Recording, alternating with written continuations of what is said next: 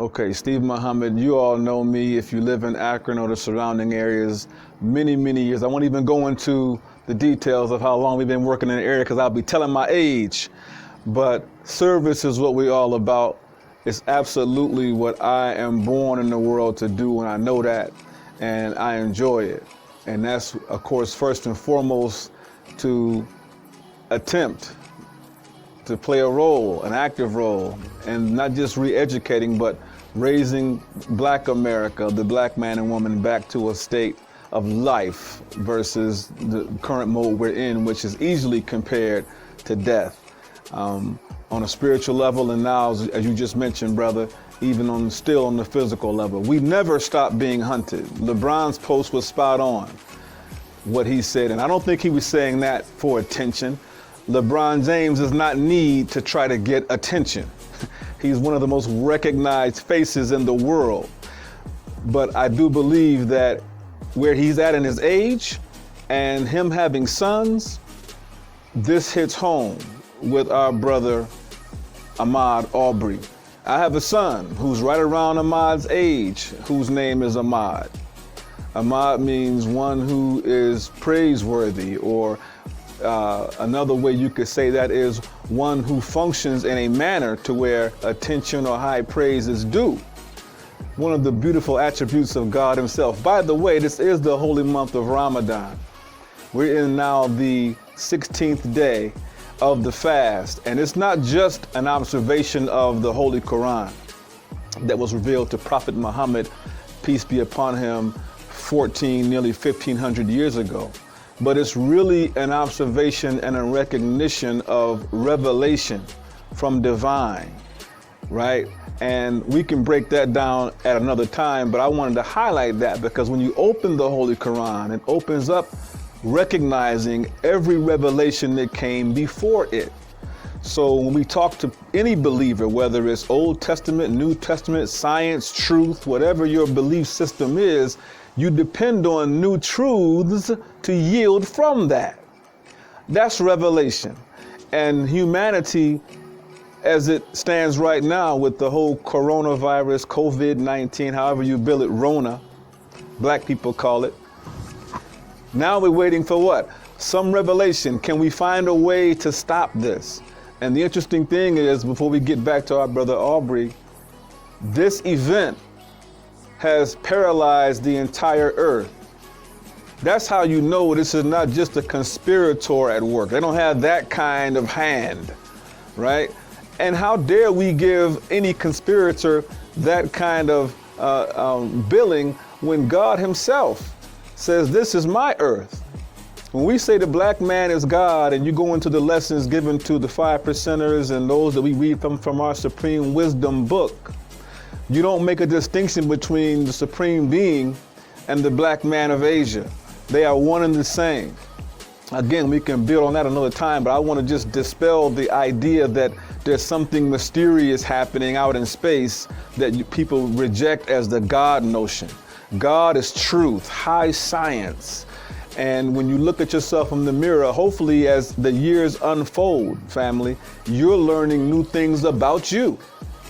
And one of the things we've been teaching, Brother Hiram, for many years is that our identity as Black people is directly connected to the originator of the heavens and the earth. We go all the way back that far.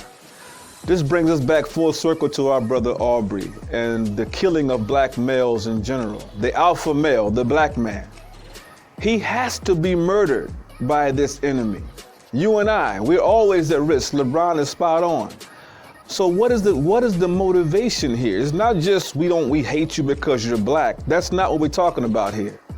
We hate you because you are the original owners of the earth, and in order for us to maintain our position, we have to kill you.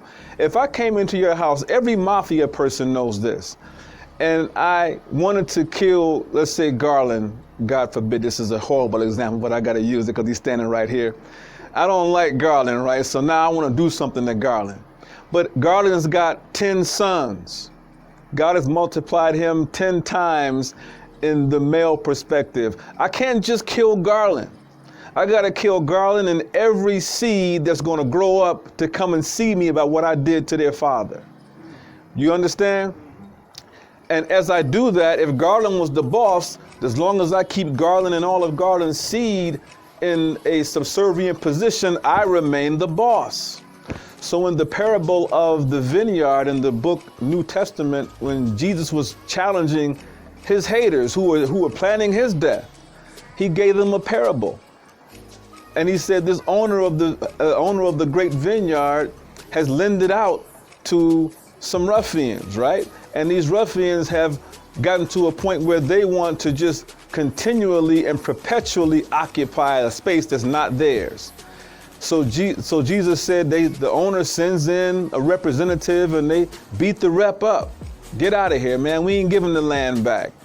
So the owner says, surely if I send my son, the heir of the vineyard, the true heir, they'll respect that and then we'll have an agreement. Things will go back as they should go. So he sends the son. And the thieves, the ruffians, have determined that if we kill the son, we remain the heirs. That's what's playing out right now with black males. In particular, this generation, we have built them to be called the chosen generation, or the best generation, Minister Farrakhan said, we've ever produced. You say, how can that be, Muhammad? These young men walking around, they don't respect nobody, their pants are hanging down, this, that, and the third, they done dropped out of school, they don't want to listen to their parents. What are the parents saying that they should listen to, number one? And that's one of the things we challenge people with in our series. Are the parents good enough to handle this that has now come to birth? And the answer is usually no. In fact, the parents are finding a way to pawn these young people off. I heard a young sister say that they're possessed by the devil. She had the nerve to say that, brother. Wow. And I overheard this and I thought to myself, that in part is the problem. You are so far removed from reality and don't know what time it is to recognize who these young people are that you're misinterpreting the behavior. And now they don't see any way forward in this world. They don't see anything coming good to them in this world.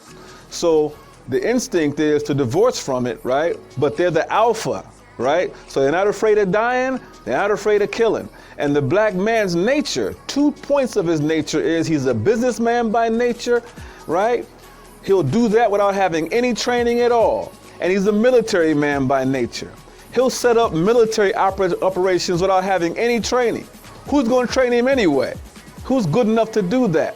Point being, with all that being a part of the equation, and you know what the enemy is thinking, that if he can kill you, he can stay in power, then the war is on. In fact, it's been on from day one. It never ended. So when I saw the video of our brother, it broke my heart. He's jogging innocently through a neighborhood where he lives, might I add, and as any of your sons might. And as he's jogging, he's noted by some ruffians who decide we're going to confront him. But not just confront him, we're going to kill him. You don't bring shotguns and all that just to talk to somebody that may have broken into a home, as they allege, right? You don't do that. This man's running with no backpack, nothing on that would even remotely suggest that he was just involved in some kind of criminal behavior. We had a young man in Akron, Elijah Cade, 19 years old, shot by the police not too long ago. And the mayor, after the shooting took place, the mayor and police chief of Akron came out and made a statement. And in their statement, they thought they had justified their behavior in shooting him. Elijah survived the shooting. After the mayor made his press conference and statement with the police chief standing next to him, verifying and backing up the mayor's words, I got a phone call from a reporter from Channel 5, ABC, and he's writing a story. They want to get this out, and he's asking me, what did I think about the press conference? And I said, I thought the police acted hastily and they shot too soon.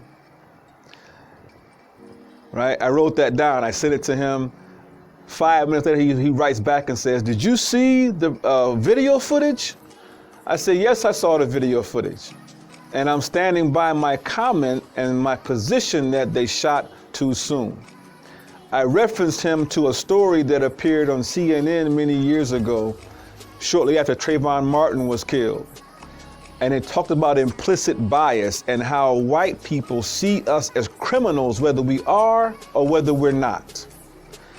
And they gave a psychological test that showed a white male in a hoodie and a black man in a suit, much like mine.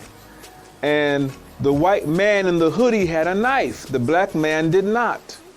They flashed those pics on the screen and asked people, after they saw the pictures, who had the knife. And more times than I care to count, the knife was taken out of the white man's hands psychologically and placed into the black man's hands. So they shot too soon because they saw a criminal when there wasn't one. He didn't respond back after I sent him that link where he could do the math on his own and see what we're talking about. So when they come after you, just in general, they see a burly Negro that has to be handled. The language was, well, he was shot down like a dog. I disagree. I don't see dogs being shot down like that at all. In fact, one year we were letting out of N.O.I. We had a Muhammad University of Islam a school in the city many years ago when the mosque was up on Copley Road. Some of you remember that, near Copley and Madison. And a dog got hit right in the middle of Copley. Dog had gotten loose. I could tell. I saw him crossing the street. I said, this dog has no experience crossing the street. He got over 3 lanes, and the 4th lane, boom, he gets hit and he's laying in the street. And a white woman drove up, parked her car to block traffic, opened her trunk, took a blanket out, covered the dog up, and stayed there until they could get the dog out of the street. Reflect back now to Mike Brown when he was shot dead in Ferguson, Missouri, and laid in the street for 4 hours. And they didn't cover his body until they simply had to. Look at the humiliation here. Brother was just saying, when you see these things on TV, all of it is noted. It's placed specifically to send a certain message, to send, to communicate certain ideas and thoughts. And when we see how we're handled, even a dog would get covered up. Animals don't get handled the way we do. When these things happen, Brother Hiram, and an enemy does, an open enemy, we tend to get bent out of shape. This is an outrage. We got to do something. What is there for you to do, Black America? What are you going to do? What do you really want to see change? What options do you have here? Mind you, this is 400 years plus this has been going on. This didn't just start. So what options do you have? Now, you know, the Nation of Islam, in our paper, The Final Call, I happen to have a copy here. In fact, this is one of the last copies we had out. And it was on the coronavirus when it first came out. Now you won't see any men out with the paper because we've been called in. How long, we don't know. But on the back page of this paper, there was a listing of what the Muslims want, and brother can do this better than me or maybe with his graphics, what the Muslims want and what the Muslims believe. And point number 4, what the Muslims want, talk about separation. And it talks about the Honorable Elijah Muhammad wanted to help us to see that when you have a marriage that's gone bad, some of you had divorces in your life, and it gets violent and things begin to fall apart and there's no chance of reconciliation, then you have to separate. And when you separate, that's when you can find out whether you're going to stay together or whether you should divorce. And after 400 years of the worst treatment ever experienced by any human beings that ever lived, why are we talking about justice and going into the court system and putting pressure, like I heard Al Sharpton saying, and making those kinds of attempts even now in 2020? 2020 usually means we see things clear. I believe that as these things escalate and continue, we will be ready to sit down and have a real conversation about separation. We had started town hall meetings, as some of you know, and we had done 20 town hall meetings across the country. We were trying to get Dr. Ava to get here in Akron to have one here. But I was privileged to be in the attendance of a town hall meeting in Detroit at our Savior's Day convention just last February. In fact, it was around the time that our brother was being murdered. That Saturday, we had a beautiful event, and I just wanted to see, what are the people saying? The average citizen, black person who lives in these cities like Detroit, like Cleveland, like Akron, like Chicago, Los Angeles, New York, you name it. Anywhere you go, I know people from Akron say, I want to go somewhere else where you got real black people. Where you gonna find somebody better than you?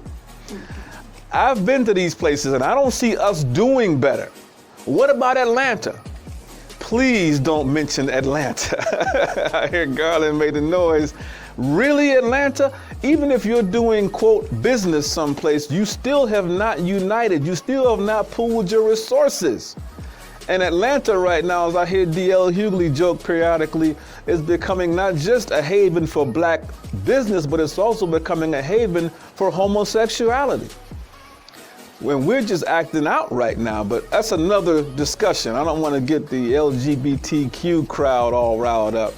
But our fight is not with the LGBTQ crowd. Our fight is with those who are behind the architects of this onslaught of homosexual behavior that we've witnessed. And you can't tell me you haven't seen it grow exponentially in the last 10, 15 years. That's not natural. When I was growing up, Brother Hiram, and you can bear me witness, we knew 2 homosexuals in the neighborhood. I won't call a name, but you knew who they were. And if you had some guys who were in the closet, that might have been another 3%. But certainly not like we've seen now. And we've got the documentation to show where the shift came from, who's behind it, and it's doing exactly what it's supposed to do, what it's designed to do. Again, we have to mitigate the alpha male and change his direction so he will no longer be a threat to our intention on staying in the power seat. How much time we got, brother? So those are just some of the things. So when you see Brother Aubrey being slain like that, you know, and you saw him in a struggle. Fighting. I said, this brother's fighting for his life, man. And I'm sure he wondered, what the hell is all this? What y'all want? And then you see somebody with a shotgun, your intuition and instincts kick in. And his did. And we saw what happened. And that was in February. And now, just yesterday, they finally issue warrants for the father and son, the killers of our brother. And that would not have happened had the video not surfaced. So now the question becomes, how many more Ahmaud Arbery's are out there that we won't know about? All over the place.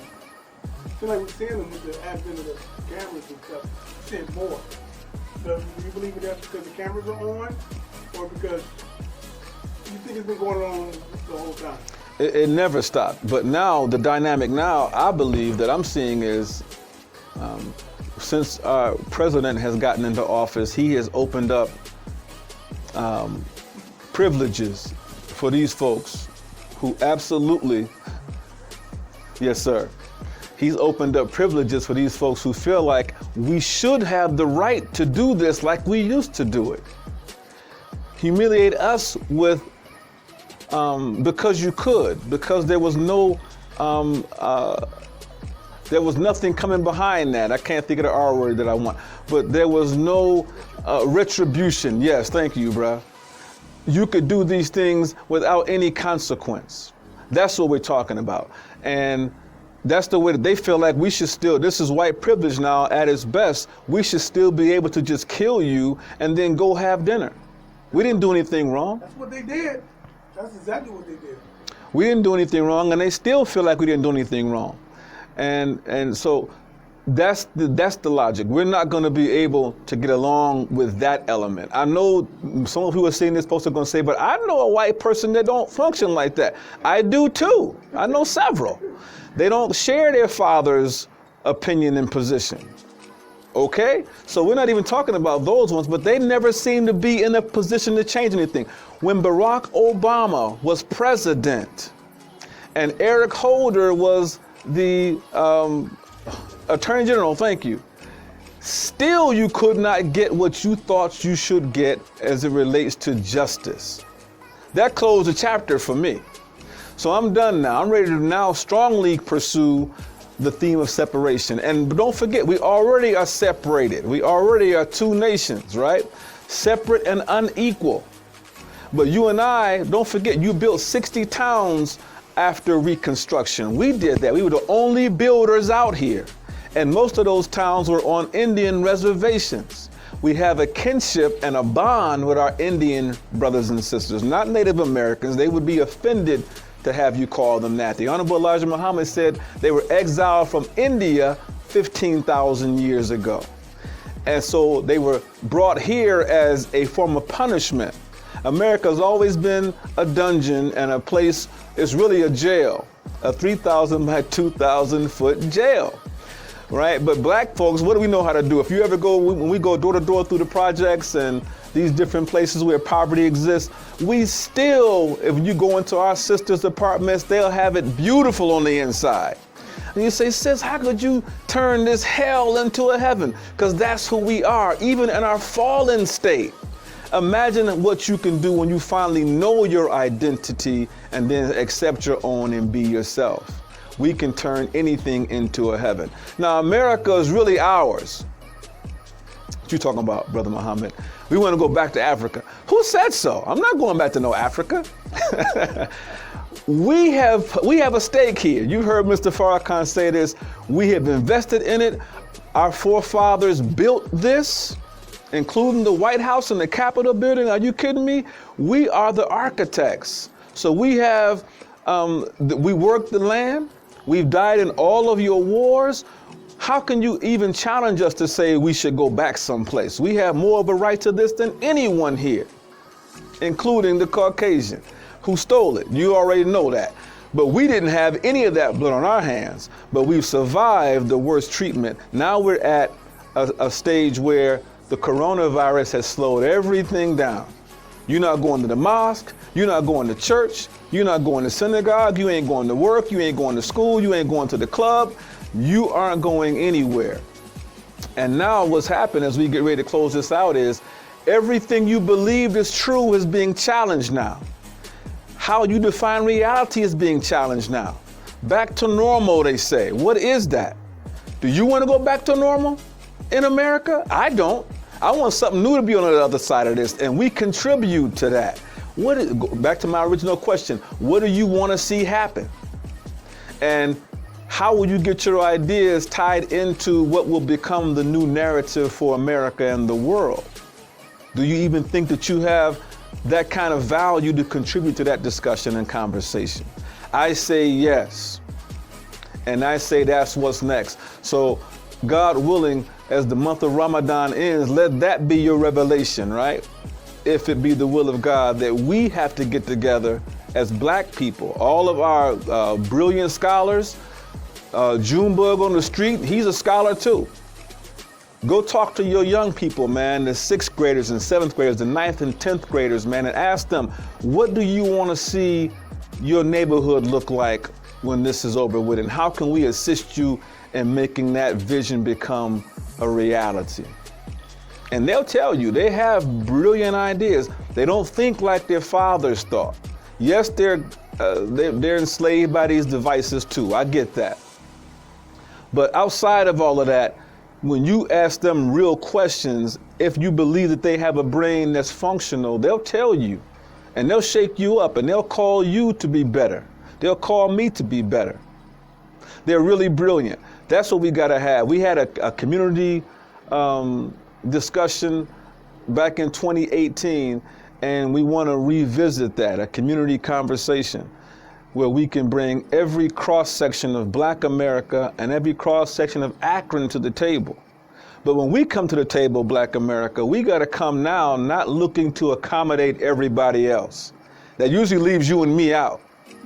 You gotta come now knowing that I have a right to be here, and not only that, again, my identity dictates that I lead the conversation. And that's what's next, so be looking out for that. Is there anything else that I missed, big brother? Everybody where they can find you at, brother. Well, right now, you're going to have a hard time finding anybody. Speak on that real quick before we leave. You know, right now, the only mosque meeting that the Nation of Islam is hosting is coming out of Chicago. You can find that at N.O.I.org. Minister Ismail Muhammad, who's the national assistant to the Honorable Minister Louis Farrakhan in Chicago, has been doing the teaching now for almost a month. And he's doing a fantastic job at addressing all of our concerns, the psychological challenges that come with being at home all day. You know, don't divorce your wife, brother. Don't divorce your husband, sister, because y'all getting on one another's nerves. We have to find ways to share the space. And I would encourage the men who are watching, if you're on a shelter in place at home, man, go out for a walk. I mean, a long walk. That's allowed. Or go in the basement, man. Build another wing on the side of the house. But you have to have your own space. Black men, you know, we don't talk a whole lot. We don't use words. We're action oriented. Where women use about 600 more words a day than men do because they like to talk. Talking somehow provides them with a certain sense of security and it quells their anxiety. But you and I, we don't get along with talking a whole lot. But here, we're in a state now where we need to have some real discussions, whether it means some Zoom meetings, Brother Hiram, or something like that, where we can talk about the things that are really affecting our lives personally. Black men don't do that. You'll talk to me when I see you on the street in private, and brothers share a lot of things with me, personal things that they know I'll give them some real and genuine feedback. You know, I got 20 plus years of marriage, 27 years of marriage under my belt. And so I understand a few things about that dynamic. And I can tell you that it literally is what you can make it. Do not get into a place where you feel hopeless, man. What are you gonna find? Somebody else that's gonna do the same thing? It's not them, Chief. It is really you. Again, you are the alpha male. What you will, it comes from what you think. Change that dynamic of thinking. And most of us are pulling from some author and some writer. That's not ever gonna work for you. You gotta get into a quiet room, brothers. Learn how to meditate so you can hear your own thoughts and do like the God did in the beginning, man, when he was in triple darkness, man, and begin to go through the painful process of willing again. And then bring what you have in your mind into reality. And when we connect and build like that together, it just compounds the power, man. But that means you got to get out of your insecure state. And the black man, as great as he is, my goodness, are we great. I have nothing but awe and respect for the black man. But when he's insecure, you have a major problem. And living in this world, he don't find a whole lot of things that shore him up. The sex act is about all he's got left. I'm laughing, but seriously, the sex act is about all you got left. And the sex act is in its best state, it's the result of me having been productive in my day. Then I come home and my wife, my queen, is more than willing to do what? Provide you with some ease. If the sex act is the beginning, middle, and end of your day, you're losing, big brother. You're losing. Your penis is connected to you. And if you have problems, I can promise you, you're always gonna have an insecurity about who's been here and who's gonna be here after me. And that ain't no way to live, man. So we can build on that another time, brother. That's a private, closed session discussion. That brother. That's right, the black talk. But no, so right now we're not having any mosque meetings, but we are still located at 1341 Copley Road. That's right there on the west side, corner of Copley and N.O.I. And normally the hours will be Sunday, 11 o'clock. And as soon as this pandemic begins to show a little bit of daylight, whatever that might mean, we may resume some of those scheduled meetings. So on the 12th, pretty much everything is going to be slowly opening. You guys, literally, I think that's what you said, still going to be locked down? We're going to be locked down until the Honorable Minister Louis Farrakhan gives us a directive to reopen. And right now, as I'm hearing and listening to the ground, I don't see that coming for a good minute. Want to wait till it blow over? Well, I think there's something else the minister sees that he wants to keep us away from. But more than that, as we're at home right now, listen, everything we ever thought was true and how we defined the mosque experience and you'll always be able to go and all of that, now that's not true. Now what will you do? Oh, wait a minute, hold on, man. Man, you know, every time we do something special, we gotta have my earphones on. But in the end of that, Brother G Mac, what you thought about my man's address to the city? Like, oh, good, man. Something that's definitely needed. You know, we have to address these issues, man, of young black males being killed unarmed. I can't say like a dog because dogs get treated better than us, it seems like. Mm-hmm. So, you know, just being slayed down like that. And I would like to know, you know, since this happened back in February, what was the initial police report? What did they initially say when it was a dead black body on the ground? What was initially reported before this video surfaced and everybody actually see what happened? I guarantee you they said it's a burglar. It was a burglar. Something like that. What do you think, Brock? Absolutely. These are the things that always happen. We have to, after the crime is done and the damage, now we have to go back and get our story together. What happened? That way, when we report this, and I don't think they thought this was going to ever break out into the mainstream. This was supposed to stay hidden. I want to find out, to Garland's point, how did this information end up coming out? If the gentleman who recorded it was on that team, something broke a loose, something went amiss, somebody got mad at somebody. You never know why the whistleblower blows the whistle. But that video coming out is the reason why we even having this conversation right now. So funny you mentioned that because I read an article that there was 3 men involved. Right, one was on the I was thinking, well, the only third man was the cameraman. was the cameraman. Exactly who it was. So I don't know who else was in there, but the only third person I would think that would be the It cameraman. was the cameraman. That's exactly what it was. Hey, Brother Minister Steve, let me ask you a question, man. When we hit something like this and it goes to a national level like it did, Yes, sir. and when you see us not rioting, but what is that thing we do? Uprising. We walking down the community yelling and hollering and stuff. Do that makes you feel good? Yes, and I'll tell you why. Because I know that our consciousness is being pricked. We're going to unite. And the Quran is clear that we were standing on the brink of a pit of fire, right? Sometimes with enmity in our hearts for one another. And then those very difficult life situations oftentimes cause us to come together.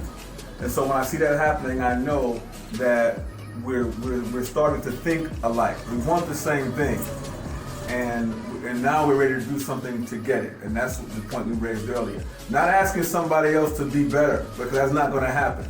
We have to be the catalyst for change.